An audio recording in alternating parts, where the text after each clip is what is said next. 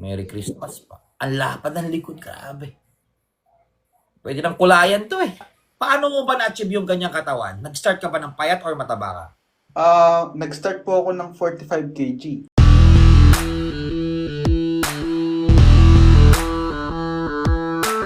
Okay, so check natin yung physique ni Hetufo. Ito natin yung ngawang katawan, sabi niya, ito nga siya. Grabe. Nag-cut So, na po. naka-prep ka ba? Hindi po. Opo, yung meal ko po. No, I mean, may pinaghahandang kang competition? Opo. Grabe. So ano yung lifestyle lang yan? Lifestyle lang talaga. Grabe. O sige, relax lang. Ganda ng dibdib, grabe. Side ka nga, bro. Sa kabila, para mas makita. Sa kabila. Ayan. Sige, papiga nga ng triceps mo. Grabe, ang baba ng body. Solid yung tricep niyo. Ganda ng shoulder, no? Talikod. Mamaw. Yeah, mamaw talaga yan. Ayan, tingnan yung likod niya. Let's spread ka nga, brother. Merry Christmas pa. Ang lapad ng likod, grabe. Pwede nang kulayan to eh. Double bicep ka nga, bro. Double bicep nga. May konting imbalance yung likod niya. Gitna ka nga ng konti, bro. Parang may nakikita akong konting imbalance ng likod. Sige lang. Siguro sa ilaw lang. Mukhang okay naman, no? Sa ilaw lang siguro. Ang ganda ng likod mo, detalyado, lapad, kapal, yung part ng mid part and lower part ng traps mo na mostly nagiging problema ng iba na andon, even the part of real debts, maganda. Sana all daw, sabi. Okay, patingin ang traps mo, bro. Patingin ang traps mo. Traps. Paano ba yun, Lods? Labas mo lang ng ganon. Most likely, hindi lang niya alam palabasin. Pero naandun eh. Meron siyang traps eh. Ganda. Grabe. Baba ng body fats mo. Solid. Akala ko nga naka-prep ka eh. So, kamusta? Ilang taon na to, brother? Magti 3 years po. 3 years. Consistent? Opo. Tinatanong nila, enhance ka raw ba o nati? Nati po. Oh, di ba? So sa mga nagtatanong, kaya ba nating gumanda ang katawan or may chance bang gumanda yung katawan natin? Tignan niyo yung katawan ni Hetufo. Nati siya pero mas solid pa yung katawan niya sa akin, di ba? Mas detalyado pa yung katawan niya sa akin. So, very good. So, nabanggit mo sa akin kanina na nakatrack yung macros mo? Opo.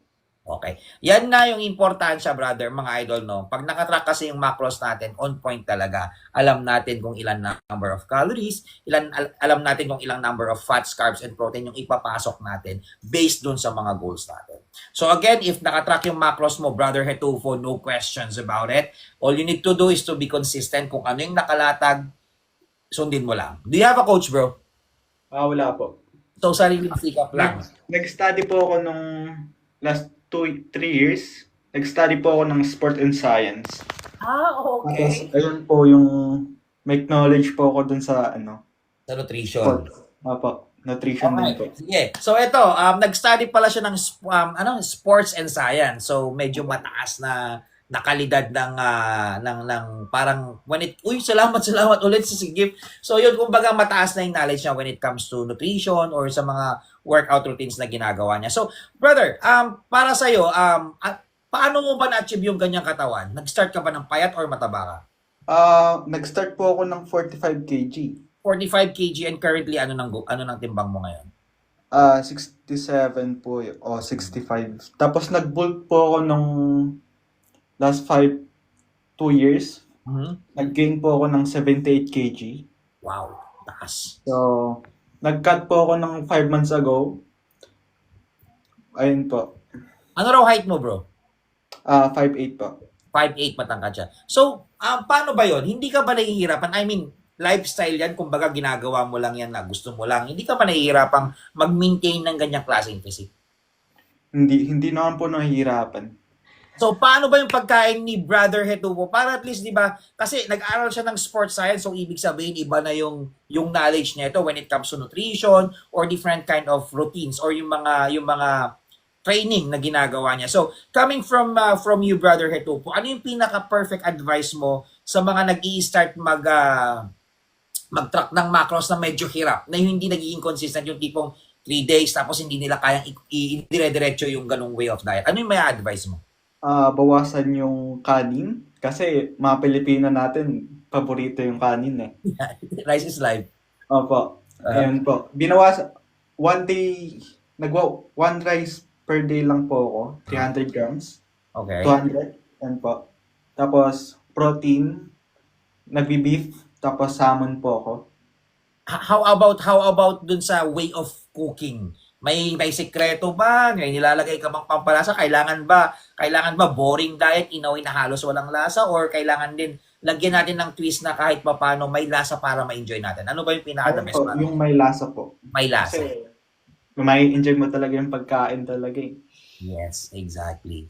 So yun no, yan, coming from Hitupo, tama naman yun. Kasi minsan, the way na masyado nating nire-restrict yung sarili natin, mas nahihirapan tayo eh. Opo, ayun po. Di ba? Parang ang hirap maging consistent dun sa sobrang restrict ang pagkain mo. Unlike pag may something twist yung sinasabi niya na may konting lasa at nai-enjoy natin yung meal, so definitely, magiging consistent ka kasi you're enjoying it. Na-enjoy mo kung ano yung kinakain mo, di ba? When it comes to workout routine naman, ano ba yung sekreto mo kung bakit napaka-solid at napaka-aesthetic pa rin ng physique mo ngayon, Brother Hetu? PPL din po yung workout ko ngayon eh.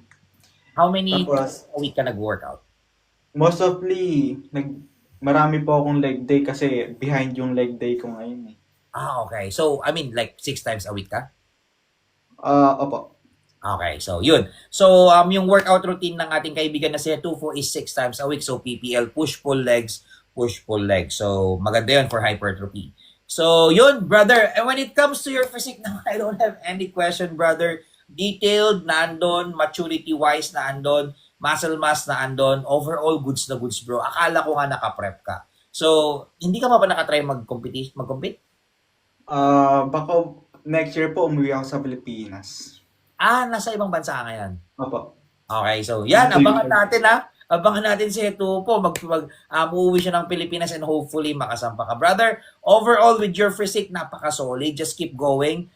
Siguro advice ko since may balak kang mag-compete, pataasin pa natin lalo or pataasin pa natin lalo yung muscle mass natin, yung maturity, para once na-decide kang mag-compete, good to go ka na. Nagli-lean bulk po ako. Mag-i-start po ako ng October. Opo, tapos mag-gain po yata ako ng mga 80 kg. Try kong mag-80 kg. Ng lean bulk, no? Opo. Very good.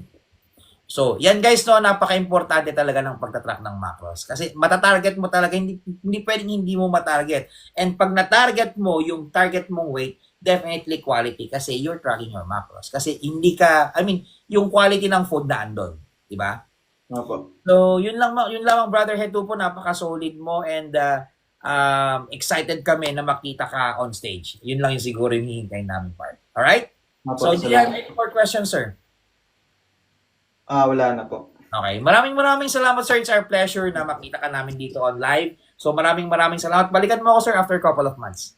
Opo, salamat. Thank you, sir. God bless po. Ingat. Thank you, ingat.